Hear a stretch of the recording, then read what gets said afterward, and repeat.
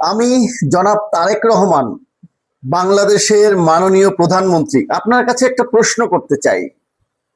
সেটা হচ্ছে, আওয়ামী লীগ ফ্যাসিস্ট, আওয়ামী লীগ দুর্নীতিবাজ, আওয়ামী লীগ অর্থ পাচারকারী। আওয়ামী লীগের 15 বছরে বাংলাদেশ থেকে বিদেশে টাকা পাচার হয়েছে প্রায় 234 বিলিয়ন ডলার, যেটা 28 লক্ষ কোটির প্রায় সমান। তাতে গড়ে আওয়ামী লীগ প্রতি বছর পাচার করেছে 15.6 বিলিয়ন ডলার, প্রায় কত 2 লক্ষ কোটির কাছাকাছি।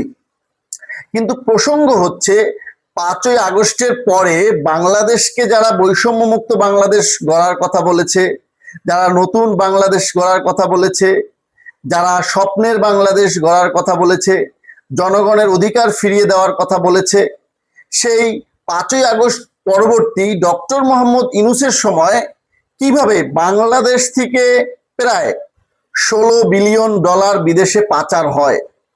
কারা পাচার করেছে? আওয়ামী লীগ তো পলাতক ছিল। তাহলে ডক্টর মোহাম্মদ ইউনূসের শাসনামলে বাংলাদেশ থেকে 16 বিলিয়ন ডলার, প্রায় 2 লক্ষ কোটি টাকা পাচার হয়েছে বিদেশে।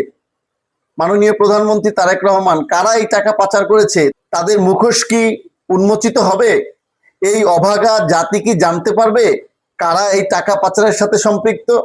আপনি কি পারবেন বাংলাদেশে ন্যায় বিচার ও সুশাসন প্রতিষ্ঠা করতে? আমরা কি আপনার কাছে বাংলাদেশে ন্যায় বিচার ও সুশাসন আশা করতে পারি? এর জবাব কি আমরা কখনো পাবো?